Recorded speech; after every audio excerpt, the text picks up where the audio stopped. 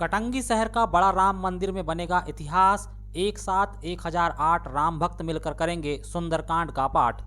22 जनवरी को अयोध्या में मर्यादा पुरुषोत्तम भगवान श्री राम के मंदिर में रामलला की प्राण प्रतिष्ठा होनी है।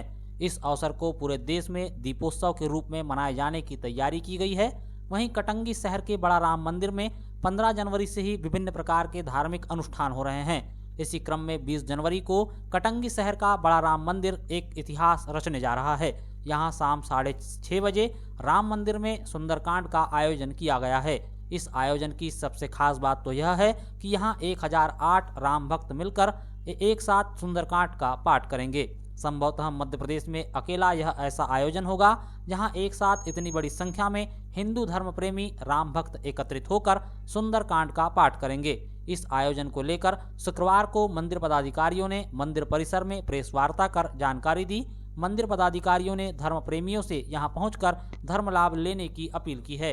नगर के बड़ा राम मंदिर में इस भव्य आयोजन को लेकर व्यापक तैयारियां की गई है।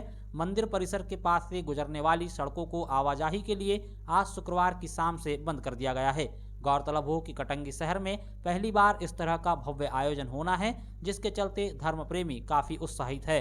वहीं प्रशासनिक स्तर पर भी आयोजन को लेकर तमाम तैयारियां की गई है। मंदिर में सुबह से ही रामचरितमानस का पाठ का आयोजन होगा। जाप भजन और आरती का आयोजन किया जाएगा। वहीं 21 जनवरी को एकादशी कथा और भजन का आयोजन होगा। 22 जनवरी को रामचरितमानस का पाठ का आयोजन होगा और इसी दिन अयोध्या से होने वाले कार्यक्रम का सीधा प्रसारित करवाया जाएगा। 22 जनवरी को लेके 22 जनवरी जो रामलला का प्राण प्रतिष्ठा का प्रोग्राम अयोध्या में हो रहा है, कटंगी के सब राम भक्तों की मंशा के अनुरूप हमारे ट्रस्ट द्वारा भी 15 जनवरी से 23 जनवरी तक इस मंदिर में विभिन्न प्रोग्राम आयोजित किए गए हैं। इसमें महिला मंडल और युवा वर्ग का भी अच्छा सहयोग मिल रहा है हम लोगों को, और नित्य कुछ ना कुछ कार्यक्रम कर रहे हैं। राम कथा या राम भजन वगैरह रोज़ होते हैं 3 बजे से 6 बजे के। कल 20 तारीख को मंदिर के द्वारा 1008 सुंदरकांड का होगा, जिसमें 1008 आदमी एक साथ बैठेंगे और सुंदरकांड करेंगे 6 बजे शाम से। और 23 तारीख को भी महाभोग 56 भोग रहेगा और महाआरती वगैरह 23 तारीख के बाद 23 तारीख को रहेगी। तो 22 तारीख को हमारा 56 भोग लगेगा भगवान को और महाआरती। 22 जनवरी को मंदिर परिसर में कोई भव्य आयोजन किसी तरह का? 22 जनवरी को मंदिर परिसर में 56 भोग है, महाआरती है और आनंद उत्सव मनाएंगे हम। किस प्रकार का माहौल आप लोगों में और नगर में देखा जा रहा है इस कार्यक्रम को? नगर में इस कार्यक्रम को देख के उत्साह है, लोगों में बहुत उत्साह है और लोग बाग बढ़ चढ़कर हिस्सा लेना चाहते हैं। यहाँ पर हम मंदिर प्रांगण में हमने एक यहाँ झांकी भी लगाई है, जिसमें सभी समाज के लोग अपनी अपनी तरफ से एक झांकी लगाएंगे। जो भी दर्शनार्थी आएगा वो झांकी कल से लग जाएगी, झांकी वो देखने को उनको उसको देख के वो अपना। लोकसभा चुनाव की तैयारी में जुटी कांग्रेस विशेष सम्मेलन में लोकसभा प्रभारी ने कार्यकर्ताओं को एकजुट रहने का दिया संदेश। कांग्रेस को विधानसभा चुनाव में मिली करारी हार के बाद अब लोकसभा चुनाव के लिए कांग्रेस कमर कस रही है। ऐसे में अप्रैल महीने में संभावित लोकसभा चुनाव की तैयारी में जुटी कांग्रेस ने शुक्रवार को कटंगी के श्री राम भवन में कार्यकर्ताओं का विशेष सम्मेलन बुलाया। इस सम्मेलन में बालाघाट जिले की 2 सीटों पर कांग्रेस की हार की समीक्षा और लोकसभा चुनाव की तैयारी की गई। मध्य प्रदेश में कांग्रेस पार्टी के नेता और कार्यकर्ता चुनाव को लेकर तैयारियों में लगे हैं। लोकसभा प्रभारी तेंदुखेड़ा, पूर्व विधायक संजय शर्मा और जिला प्रभारी आलोक मिश्रा की प्रमुख उपस्थिति में शुक्रवार को कटंगी में कांग्रेसियों का विशेष सम्मेलन बुलवाया गया। सम्मेलन में कांग्रेस पार्टी जिला अध्यक्ष बहियर विधायक संजय उइके, बालाघाट विधायक अनुपा मुंजारे, परसवाड़ा विधायक मधु भगत, वारासिवनी विधायक विक्की पटेल, जिला पंचायत अध्यक्ष सम्राट सिंह सरस्वार, लांजी की पूर्व विधायक हिना कावरे, वरिष्ठ कांग्रेसी सुशील पालीवाल, कार्यकारी अध्यक्ष राजा सोनी, पूर्व सांसद बोस सिंह भगत, पूर्व विधायक रामलाल सहारे, पूर्व जनपद अध्यक्ष शैलेंद्र चौक से बद्री प्रसाद दुबे, लोकसभा कटंगी विधानसभा प्रभारी नीरज रावत, सुनील जैन, ब्लॉक कांग्रेस कमेटी कटंगी अध्यक्ष नोकेंद्र सिंह सिंगन दुपे, तिरोड़ी अध्यक्ष ज्ञानीराम रहंगडाले, भौरगढ़ अध्यक्ष गंगाराम डहरवाल सहित क्षेत्र भर के तमाम कांग्रेस पदाधिकारी और कार्यकर्ता मौजूद रहे। बैठक में पदाधिकारियों ने कहा कि लोकसभा चुनाव हमें पूरी ताकत से लड़ना है। हमारी कोशिश होनी चाहिए कि कांग्रेस पार्टी और गठबंधन की सरकार बने। इस बार कांग्रेस और गठबंधन की पार्टियां मिलकर चुनाव लड़ रही हैं और बीजेपी को हराने, लोकतंत्र को बचाने की यह एक कोशिश है। दरअसल मध्य प्रदेश में कांग्रेस की एक तरफा लहर के बाद भी उसे विधानसभा चुनाव में शिकस्त मिली है। इस हार को देखते हुए अब कांग्रेस नए तरीके से लोकसभा चुनाव में उतरने की तैयारी में है। लोकसभा प्रभारी ने आज सम्मेलन में कहा कि मतदाता सूची को लेकर काम चल रहा है।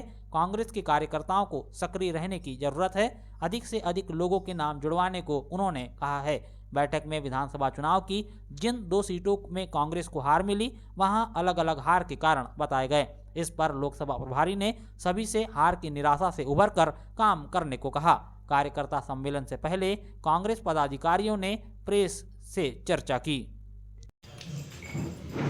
हम लोग जब बैठक कर रहे थे तो सबसे पहले जो वर्तमान परिस्थितियाँ हैं देश की, प्रदेश की, एक तो वो है, दूसरा लोकसभा चुनाव जो है, हमारे लोकसभा प्रभारी संजू शर्मा जी हमारे बीच में आए हैं, तो बस हम लोग उसी लिए निकले हुए हैं, लोगों से मिलजुल कर, और जो राजनीतिक पार्टी का दायित्व होता है अपना पूरा कर रहे हैं, लोगों से मिल रहे हैं।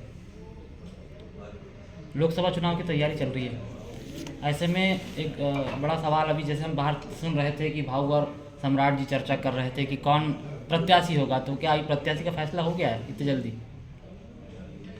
कांग्रेस पार्टी चुनाव लड़ेगी ये पक्का है ना, ये तो पक्का है। तो कांग्रेस की मीटिंग चल रही है, प्रत्याशी भी तय हो जाएगा। कैसे जान चुकेंगे? जैसे बालाघाट जिले में अच्छा प्रतिसाद मिला है इस बार विधानसभा चुनाव में, 4 सीटें आपके पास है, निश्चित तौर पे 2 हारे हैं, कटंगी और लांजी।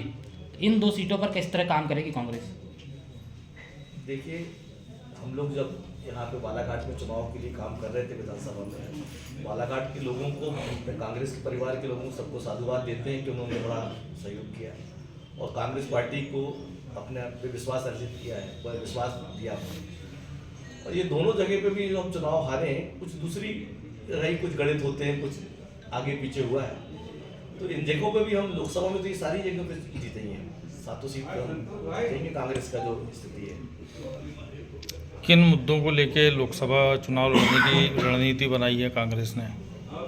मुद्दे तो आपके और हमारे आप लोगों को भी सामने, देश में समय बहुत बड़ा झूठ और भ्रम की राजनीति चल रही है, बेरोजगारी है, भ्रष्टाचार है, और मुद्दे जो मौलिक मुद्दे हैं उनसे हटके जो राजनीति कर रही है सत्ता पर बैठे हुए, तो हम जनता की उन बातों की बात करेंगे, स्वास्थ्य के लिए बात करेंगे, जनता हमारे क्षेत्र के लोगों के लिए उनके एजुकेशन की बात करेंगे जो बिल्कुल चौपट होता जा रहा है, बेरोजगारी की बात करेंगे, महंगाई की बात करेंगे, मुद्दे हैं हमारे पास। मंदिर निर्माण के नाम पर गांव का एक शख्स कर रहा था अवैध वसूली, ग्रामीणों ने थाने में की शिकायत। तहसील मुख्यालय कटंगी से सटी ग्राम पंचायत सेलवा में नवग्रह मंदिर निर्माण के नाम पर गांव का ही एक शख्स ने अवैध तरीके से लोगों से चंदा वसूली की है। ऐसी शिकायत ग्रामीणों ने शुक्रवार को थाने पहुंचकर की है। दरअसल सेलवा में नवग्रह मंदिर का निर्माण किया जाना है, प्रस्तावित है, जिसकी अभी नींव तक नहीं रखी गई है, किंतु इस बीच विनोद मोरे नाम के एक शख्स ने रसीद बुक छपवाकर अवैध तरीके से लोगों से वसूली शुरू कर दी थी। इस बात की जानकारी जब मंदिर निर्माण का कार्य प्रस्तावित करने वाले ग्रामीणों को लगी तो उन्होंने थाने में लिखित शिकायत कर कार्रवाई करने की मांग रखी है। शिकायतकर्ताओं के मुताबिक विनोद मोरे ने गांव के अलावा अन्य ग्रामीण अंचलों में भी पहुंचकर गांव में मंदिर निर्माण करवाने के नाम पर चंदा वसूली की है। ऐसी शिकायतें लगातार सामने आ रही थी, जिसके चलते विनोद मोरे के खिलाफ शिकायत की गई। शिकायतकर्ताओं ने बताया कि अभी गांव में मंदिर निर्माण कार्य शुरू नहीं हुआ है, इसीलिए किसी भी व्यक्ति को मंदिर के नाम पर चंदा ना दे। को सुनने मिला है कि अपने नवग्रह मंदिर के अंतर्गत अवैध वसूली हो रही है। कुछ गाँव से फ़ोन आए थे और कुछ सेलवा से भी आए थे, तो बोल रहे थे कि बोले यार तुम्हारा मंदिर का कार्यक्रम चालू हो चुका है क्या? तो हमने बोले नहीं। तो बोले वसूली कर रहे हैं, तो किस बात की है? हमने बोले इस बात की कोई सूचना नहीं है हमें। कौन वसूली कर रहा है? विनोद मोरे का नाम सुनने आया था सामने, तो फिर भी हमने समझा ही दिया कि हमने बोले चलो सभी लोग को इकट्ठे बैठाल के कि भैया हिसाब पानी दे दो या ऐसा मत करो। उसके बाद भी कल के डेट में सुनने मिला है कि अर्जुन नाले में घूम रहे थे और कोई चौहान किराना स्टोर से वहाँ से भी उनने चंदा वसूल किए हैं। अबोध बालिका से दुराचार का प्रयास करने वाले आरोपी को न्यायालय ने सुनाई सजा। मॉयल कामगार संगठन के सचिव मंगलू प्रसाद कटौते को मिली सजा। विशेष न्यायाधीश पॉक्सो एक्ट माननीय न्यायाधीश श्रीमती कविता इनवाती ने अबोध बालिका के साथ दुराचार के प्रयास के एक 3 साल पुराने मामले की सुनवाई करते हुए मॉयल कामगार संगठन सचिव और तिरोड़ी वार्ड क्रमांक 7 निवासी मंगलू प्रसाद कटौते को आजीवन कारावास के आधे तक की अवधि के लिए कठिन कारावास और अर्थदंड की सजा सुनाई है। वहीं माननीय न्यायालय के आदेश पर पुलिस ने आरोपी को गिरफ्तार कर उप जेल वारासिवनी भेज दिया है। बता दें कि 26 जनवरी 2022 को मंगलू प्रसाद कटौते ने 22 वर्ष से कम उम्र की बालिका के साथ दुराचार का प्रयास किया था। आरोपी के विरुद्ध तिरोड़ी थाने में अपराध क्रमांक 48 दर्ज कर भारतीय दंड विधान की धारा 376, 511 और लैंगिक अपराधों से बालकों का संरक्षण अधिनियम 2012 की धारा 3-4 के तहत मामला पंजीबद्ध किया गया था। यह पूरा मामला वारासिवनी में विशेष न्यायाधीश पॉक्सो एक्ट माननीय न्यायाधीश श्रीमती कविता इनवार्ती की कोर्ट में चल रहा था, जिसकी सुनवाई करते हुए 16 जनवरी को माननीय न्यायालय ने आरोपी को सजा सुनाई है। बता दें कि आरोपी ने घटना को उस वक्त अंजाम दिया था जब पूरा तिरोड़ी गणतंत्र दिवस के उत्साह में डूबा हुआ था। इस दौरान आरोपी ने अबोध बालिका को गुमराह कर उसके साथ गलत कृत्य करने की कोशिश की थी। घटना की शिकायत अबोध बालिका की मां ने तिरोड़ी थाने में दर्ज करवाई थी।